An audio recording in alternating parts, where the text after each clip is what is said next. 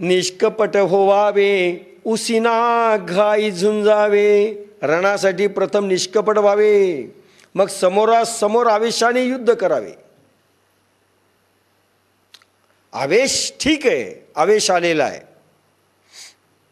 अभिनिवेश आलेला आहे, अस्मिता जागलेली आहे, पण राग नाही, कपट नाही. निष्कपट होवावे उसिना घाई झुंजावे. आवेशाने युद्ध करावे हे बोलणे असो, प्रत्यक्षात प्रसंग पुढे आहे तेव्हा फार काय सांगू असं भगवान अर्जुनाला सांगतायत. निष्कपट होवावे उसिना घाई झुंजावे, हे असो काय सांगावे प्रत्यक्षावरी. याला स्वधर्म म्हटलंय. यद्रच्छया चोपपन्नम स्वर्गद्वारं पव्रतं सुखिनः क्षत्रियः पार्थ लभन्ते युद्धमीदृशम्. आणि पार्था, न मागता प्राप्त झालेले उघडलेले स्वर्गद्वारच अशा प्रकारचे हे युद्ध मोठ्या भाग्यशाली क्षत्रियांनाच मिळते.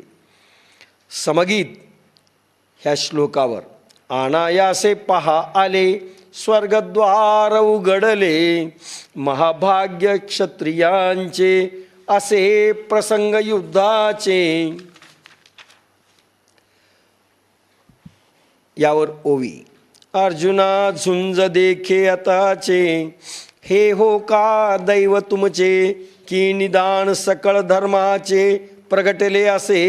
हे अर्जुना, हे वर्तमान युद्ध पहा, हे जणू काय तुमचे पूर्वजन्मीचे भाग्यच उदयास आले, किंवा सर्व धर्माचा ठेवाच तुमच्या समोर उघडा झालेला आहे. इथे फक्त युद्ध असं समजू नका. आपल्याला देखील भगवंतानी ज्या कॉजसाठी, ज्या कार्यासाठी निर्मिती केली, निमित्त केलंय, ते जर नाही केलं तर दुर्भाग्य, दुर्भाग्य समजायचं. अर्जुनाची निर्मिती युद्धासाठी आणि राजर्षी योग प्रगटीकरणासाठी निमित्त झालेला आहे. समजेल ओव्या येतील ज्ञानेश्वरींच्या तशा. हे अर्जुना, हे वर्तमान युद्ध पहा, हे जुनं काय तुमचे पूर्वजन्मीचे भाग्यच उदयास आले. पूर्वजन्मीचं भाग्य पाहिजे बरं, तर भगवंत कार्यासाठी मती, बुद्धी, शक्ती लागते. सोपं नाही आहे. भगवत भक्ती देखील पूर्वजन्मच पाहिजे. भाग्यवंत मनोजया शरण गेले पंढरी राया, शरण गेले पंढरी राया, शरण गेले पंढरी राया. भाग्यवंत मनोजया, भाग्यवंत मनोजया. भाग्य लागतं आणि तेही पूर्वजन्मीचं लागतं. नाही तर सध्याचे कामं सुधरूच देत नाहीत. कामच फार आपल्याला सुधरू देत नाहीत. काम काम, वासना आणि रामाविषयी हराम. पूर्वजन्मीचे भाग्यच उदयास आले, किंवा सर्व धर्माचा ठेवाच तुमच्यासमोर उघडा झाला आहे. अर्जुना, ह्या युद्धाच्या निमित्ताने तुला स्वधर्माच्या धारा, अमृत धारा देखील पाहायला मिळतील, चैतन्याच्या धारा पाहायला मिळतील. भाग्य उदयास आले आणि सर्व धर्माचा जसा काय ठेवाच तुला मिळाला. सर्व धर्म ज्या पद्धतीनं पोचलेले आहेत आत्मसागराकडे, ती आत्मधारणेची पद्धत मी तुला देणार आहे. राजर्षी योगामध्ये धारणा प्रगट होत असते कर्मयोग संपल्यानंतर, आणि सर्व धर्मांकरता ती सारखी आहे. जैन गुरु जरी अनुभव देतील तर धारणा प्रगटली पाहिजे, बौद्ध गुरु देतील तर धारणा प्रगटली पाहिजे. ख्रिश्चन धर्म जरी काही कोणी देईल तर धारणा प्रगटली पाहिजे. धारणा, ध्यान आणि समाधी कॉमन अभ्यास. पण भाग्य उदयाला आलं पाहिजे. युद्धाच्या निमित्ताने का होईना अर्जुना भाग्य उदयाला आलेलं आहे. हा सर्व धर्मांचा ठेवा तुझ्यासमोर उघडा झाला आहे. सर्व धर्मांना एकच तो मार्ग आहे, राजमार्ग. हा संग्राम काय मणिपे की स्वर्गची येणे रूपे मूर्त का प्रतापे उदय केला. याला काय युद्ध म्हणावे. हा तर तुमच्या प्रतापाने मूर्तिमंत स्वर्गच तुमच्या समोर या युद्ध रूपाने उभा केला आहे.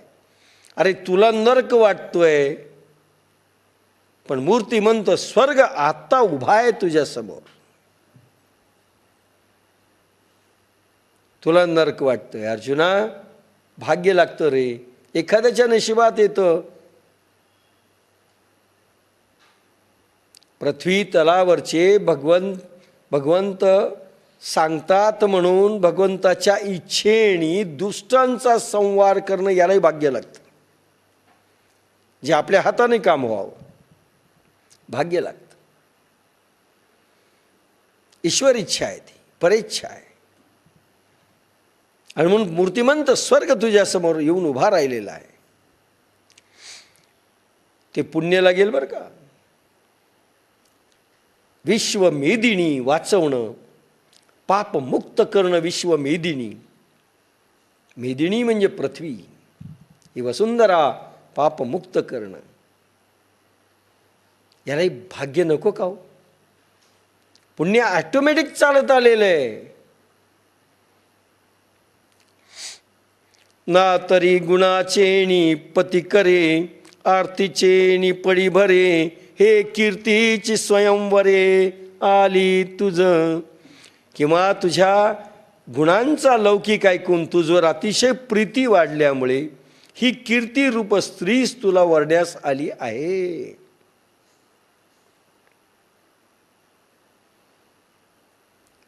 तू याच्या जिंकणार याचा अर्थ स्वतः भगवान म्हणतात, अरे तू जिंकणार आहेस रे. कीर्ती तुला वरमाला घालण्याकरिता तयार उभी आहे. कारण तुझ्यावर त्याची प्रीती आहे, तिची कीर्तीची प्रीती आहे, प्रेम आहे.